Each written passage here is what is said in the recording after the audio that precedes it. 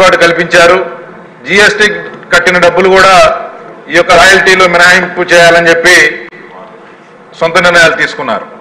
వీటి వల్ల ఏమైందంటే ప్రభుత్వ ఆదాయానికి గండిపడింది. రెండు, వీళ్ళు చేసిన ఇసుక వ్యాపారానికి లెక్కపత్రం లేకుండా పోయింది. రాష్ట్రంలో వీరికి దాదాపు 100కు పైగా ఇసుక రీచ్ల్లో అడ్డగోలుగా ఇష్టారాజ్యంగా ఇసుకని వీళ్ళు ఇష్టం వచ్చిన రేటుకి అమ్ముకొని డబ్బులు సంపాదించారు. రాష్ట్ర వ్యాప్తంగా ఉన్న ఏఎంసీ ఆవరణాలు కానీ స్కూలు గ్రౌండ్స్ కానీ ఇవన్నీ కూడా జేపీ వెంచర్స్ ఆక్యుపై చేసి ఇసుక వ్యాపారానికి ఆ ప్రాంతాలను వాడుకుంది. ఎక్కడా కూడా ఒక ట్రాన్స్పరెన్సీ సిస్టమ్ లేదు, రికార్డ్స్ లేవు. వారి యొక్క ఇంట్లో వ్యవహారం లాగా దీన్ని నడిపారు.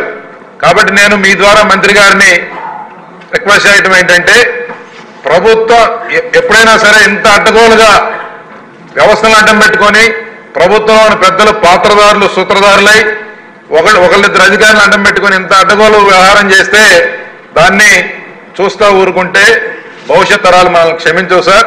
కాబట్టి దీని మీద ఒక కఠినమైన యాక్షన్ తీసుకోవాలి. ఆ ప్రభుత్వానికి రావాల్సిన డబ్బుని ముక్కుబిండి వసూలు చేయాలి. ఈ జేపీ వెంచర్స్ ముసుగులో ఆ బెనామీ సంస్థను అడ్డం పెట్టుకొని దీన్ని వెనక ఎవరెవరు ఉన్నారనేది నిజాలు నిగ్గుదేల్చి ప్రజలకు చెప్పాల్సిన అవసరం ఉంది. నాలుగవది, మైనింగ్ డైరెక్టర్గా ఉన్న ఆ వెంకటరెడ్డి గారి హయాంలో ఇట్లాంటి అవకతవకలు చాలా జరిగినాయి. అతన్ని ఖచ్చితంగా కఠినంగా శిక్షించడమే కాకుండా అన్ని రకాలుగా ప్రభుత్వం వారి మీద చర్యలు తీసుకోవాలని చెప్పి ఈ సందర్భంగా డిమాండ్ చేస్తా ఉన్నాం. మినిస్టర్ గారు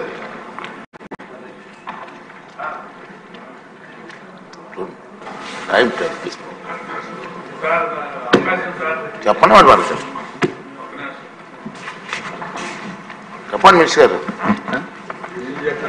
కూర్చోండి ప్రజావనం ప్లీజ్, మీరు కూడా సహకరించాలి హౌస్కి ప్లీజ్. అధ్యక్ష, మినిస్టర్ గారు. అధ్యక్ష, ఇప్పుడు తప్పకుండా అప్పుడు ఏలూరు సాంబశివరావు గారు అయితే క్వశ్చన్ వచ్చే అధ్యక్ష, నక్కా ఆనందబాబు గారు, ముచ్చామల అశోక్ రెడ్డి గారు, ఏలూరు సాంబశివరావు గారు, తెనాలి శ్రావణ్ కుమార్ గారు ఈ క్వశ్చన్లు అడిగారు అధ్యక్ష. నిజంగా ఇప్పుడు వీరు చెప్పినట్లుగా వాస్తవానికి గత ప్రభుత్వం వైఎస్ఆర్ పార్టీ ప్రభుత్వం జగన్మోహన్ రెడ్డి గారి ముఖ్యమంత్రి గారి నాయకత్వంలో ఆ రోజున పెద్ద ఎత్తున ఇసుకని ఏ రకంగా వాళ్ళు ఉపయోగించుకోవాలా, దాని మీద వచ్చే ఆదాయాన్ని ఏ రకంగా చేయాలనేది మొట్టమొదటి నుంచి వాళ్ళు ఆలోచన చేసుకున్నారు అధ్యక్ష. దానిలో భాగంగా దాదాపు 6 నెలల పైనే టోటల్ ఇసుకని అందుబాటులో లేకుండా చేయటం వల్ల చాలామంది ఎవరైతే భవన నిర్మాణ కార్మికులు కానీ అనేక మంది దాని మీద ఆధారపడినటువంటి దాదాపు 30-40 యాక్టివిటీస్ చేసుకున్న దాని మీద ఆధారపడ్డారు అధ్యక్ష. వాళ్ళందరూ కూడా పని లేక రోడ్డున పడిపోయి తినడానికి కూడా తిండి లేక అప్పులు పాలైపోయి దాదాపు 20 లక్షల మంది పైన దీని మీద నష్టపోయారు అధ్యక్ష. దాదాపు 130 మంది ఆత్మహత్యలు చేసుకున్నారు అధ్యక్ష. ఇది చాలా దుర్మార్గమైనటువంటి కార్యక్రమం ఆ రోజున జరిగింది అధ్యక్ష.